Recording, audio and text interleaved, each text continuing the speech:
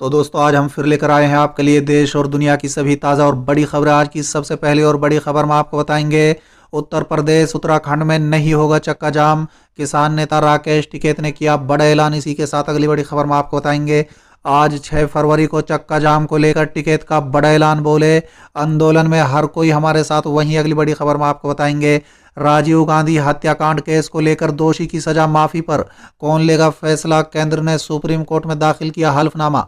वहीं अगली बड़ी खबर में आपको बताएंगे, राजस्थान में आया नया सियासी भूचाल, भाजपा को झटका देने जा रही है वसुंधरा राजे। वहीं अगली बड़ी खबर में आपको बताएंगे, अब ममता बनर्जी ने बीजेपी को दिया तगड़ा झटका। दोस्तों इसी के साथ एक और बड़ी अपडेट, एबीपी न्यूज पर बोले राकेश टिकैत, प्रधानमंत्री अगर एक फोन कॉल दूर हैं तो वो नंबर कौन सा है। वहीं अगली बड़ी खबर में आपको बताएंगे, राजस्थान में कृषि कानून के विरोध में पायलट की महापंचायत, 1 लाख लोगों को जुटने का दावा। इसी के साथ अगली बड़ी खबर में आपको बताएंगे, सतीश मिश्रा का केंद्र पर हमला, बोले किसानों के लिए नहीं सरकार ने अपने लिए खाई खोदी है।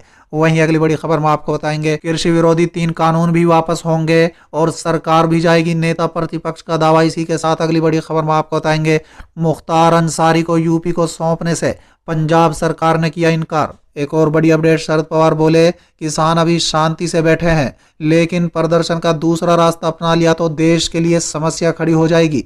इसी के साथ अगली बड़ी खबर में आपको बताएंगे, केरल में मुस्लिम लीग के सांसद पीके कुनहाली कुट्टी का लोकसभा सदस्यता से इस्तीफा। तो चलिए देख लेते हैं आज की पहली बड़ी खबर, उत्तर प्रदेश और उत्तराखंड में नहीं होगा चक्का जाम, किसान नेता राकेश टिकैत ने किया ऐलान। दोस्तों दरअसल शनिवार को होने वाले चक्का जाम की तैयारियों के बीच किसान नेता राकेश टिकैत और बलबीर सिंह राजेवाला ने ऐलान किया है कि उत्तर प्रदेश उत्तराखंड में चक्का जाम नहीं होगा, इस दिन केवल किसान ज्ञापन देंगे। इससे पहले भारतीय किसान यूनियन के राष्ट्रीय प्रवक्ता राकेश टिकैत ने किसानों से अपील करते हुए कहा है कि जो लोग यहां नहीं आ पाए वो अपनी अपनी जगह पर शनिवार को शांतिपूर्ण तरीके से चक्का जाम करें।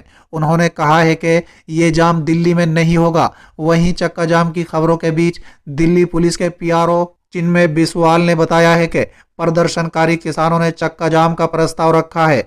ऐसे में इस दौरान 26 जनवरी जैसे हालात ना हो जाएं, इसलिए दिल्ली पुलिस ने पुख्ता इंतजाम किए हैं। चलिए अगली खबर, आज 6 फरवरी को चक्का जाम को लेकर टिकैत का बड़ा ऐलान, बोले आंदोलन में हर कोई हमारे साथ। दोस्तों दरअसल रोहतक पहुंचे किसान नेता राकेश टिकैत ने 6 फरवरी को 3 घंटे के चक्का जाम को लेकर ऐलान कर दिया है कि इसमें लोग सहयोग करें और उन्होंने किसान संगठनों के लोगों से कहा है कि जाम में फंसे लोगों को खाने पीने का भी इंतजाम किया जाए ताकि लोग परेशान ना हो।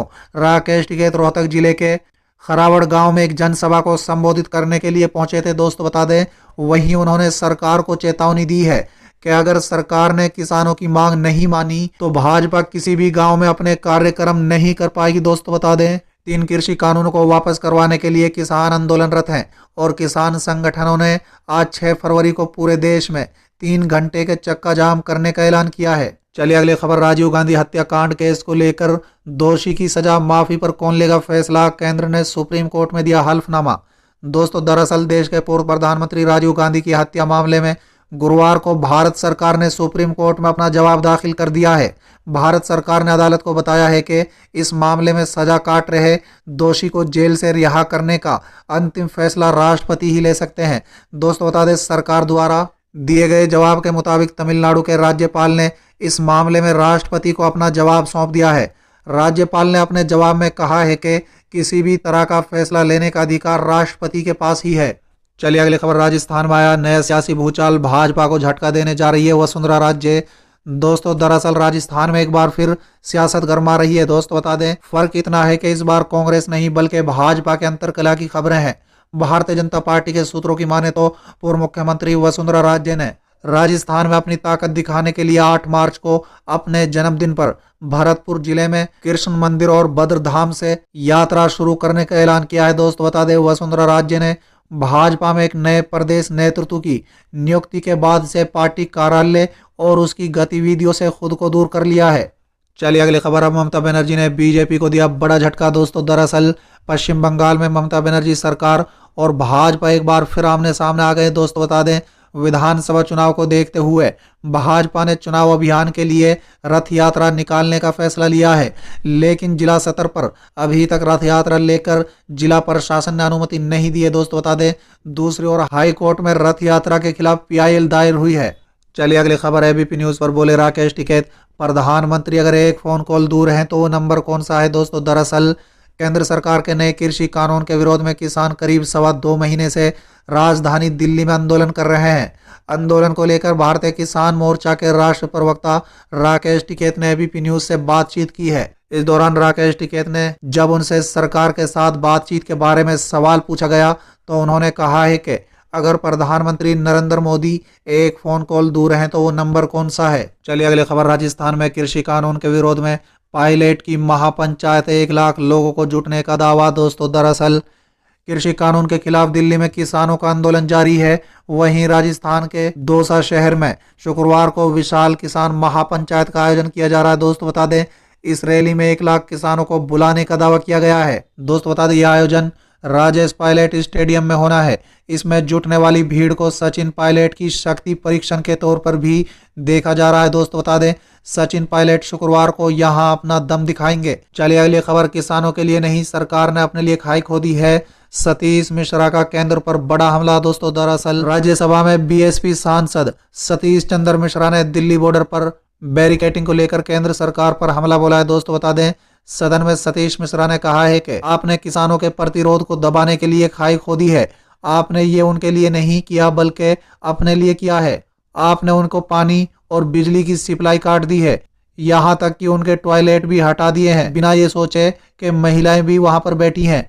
ये मानव अधिकारों का उल्लंघन है। दोस्तों बता दें मिश्रा ने आगे कहा है कि प्रदर्शन स्थल पर कीलें लगा दी गई हैं। मुझे लगता है कि सरकार ने इस तरह की तैयारी पाकिस्तान बॉर्डर पर भी नहीं की होगी जिस तरह से दिल्ली बॉर्डर पर कर रखी है। अन्नदाता को देश का दुश्मन कहा जा रहा है। साथ ही उन्होंने कहा है कि मैं सरकार से अपील करता हूं कि अहंकार छोड़ दें और तीनों कृषि कानून वापस ले लें। चलिए अगली खबर। कृषि विरोधी तीनों कानून भी वापस होंगे और सरकार भी जाएगी, नेता प्रतिपक्ष का बड़ा दावा। दोस्तों दरअसल उत्तर प्रदेश के नेता प्रतिपक्ष राम गोविंद चौधरी ने कहा है कि खेती बाड़ी की रक्षा के लिए चल रहे किसान आंदोलन में शहीद हुए रामपुर उत्तर प्रदेश के किसान कश्मीर सिंह और नवरीत सिंह की शहादत जाए नहीं जाएगी।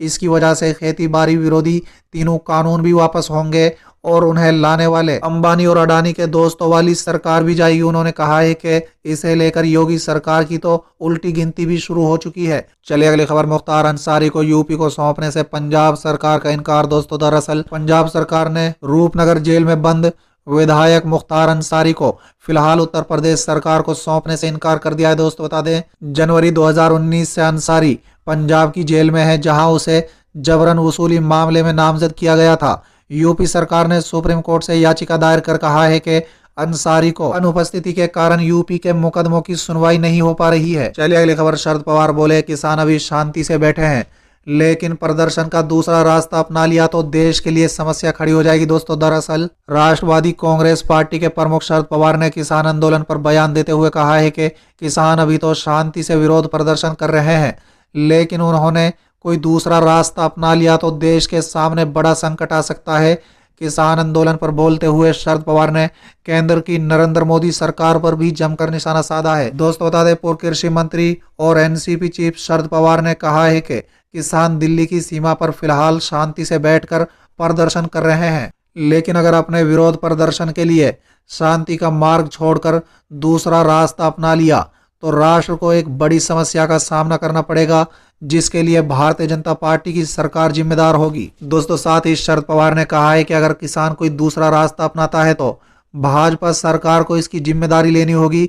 इस तरह के कई मुद्दा हैं, सत्ता में मौजूद लोग असंवेदनशील हैं। शरद पवार ने कहा है कि सरकार समस्या को हल नहीं करना चाहती है, मुझे इस बात की चिंता है। दोस्तों बता दें शरद पवार ने मोदी सरकार की आलोचना करते हुए कहा है कि दुख की बात यह है कि विपक्षी सांसदों को गाजीपुर में प्रदर्शनकारी किसानों से भी मिलने नहीं दिया गया। चलिए अगली खबर। केरल से मुस्लिम लीग के सांसद पीके कुनहाली कुट्टी का लोकसभा सदस्यता से इस्तीफा। दोस्तों दरअसल केरल के मलप्पुरम लोकसभा क्षेत्र से 2019 में सांसद चुने गए इंडियन यूनियन मुस्लिम लीग के पीके कुनहाली कुट्टी ने लोकसभा की सदस्यता से इस्तीफा दे दिया है। दोस्तों बता दें कुनहाली कुट्टी के इस्तीफे को लोकसभा अध्यक्ष ओम बिरला ने बुधवार 3 फरवरी को स्वीकार कर लिया है। दोस्तों बता दें पीके कुनहाली कुट्टी इंडियन यूनियन मुस्लिम लीग के नेशनल जनरल सेक्रेटरी हैं। पीके कुन्हाली कुट्टी इस साल होने वाले विधानसभा चुनाव में उतर सकते हैं। वो राज्य की राजनीति में ज्यादा सेकेरे रहे हैं। दोस्तों बता दें वो 7 बार विधायक रह चुके हैं। चलिए अगली खबर अगले 400 सालों तक दिखाएंगे दिल्ली में क्या हुआ था।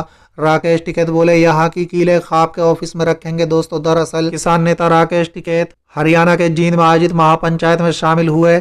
समर्थन में जुटी किसानों की भीड़ से राकेश टिकैत ने कहा है कि दिल्ली में हमारे लिए कीले बिछाई जा रही थी, उन्हें हम उखाड़ कर ख्वाब के ऑफिस में रखेंगे, जिससे 400 साल बाद भी याद रहेगा कि दिल्ली में क्या हुआ था। किसान नेता राकेश टिकैत ने कहा है कि हम ख्वाब पंचायतों को मानने वाले लोग हैं। ना हमारा ऑफिस बदला जाएगा, ना पंच बदला जाएगा। हमारे जो 40 नेता हैं वही मिलकर फैसला लेंगे। चलिए अगली खबर। गुजरात के पूर्व सीएम शंकर सिंह वघोला ने कांग्रेस में शामिल होने की जताई इच्छा, चढ़ा सियासी पारा। दोस्तों दरअसल गुजरात के पूर्व मुख्यमंत्री शंकर सिंह वघोला ने बुधवार को कहा है कि राज्य में सत्तारूढ़ भारतीय जनता पार्टी का मुकाबला करने के लिए वो बिना शर्त कांग्रेस में दोबारा शामिल होने की तैयारी में है।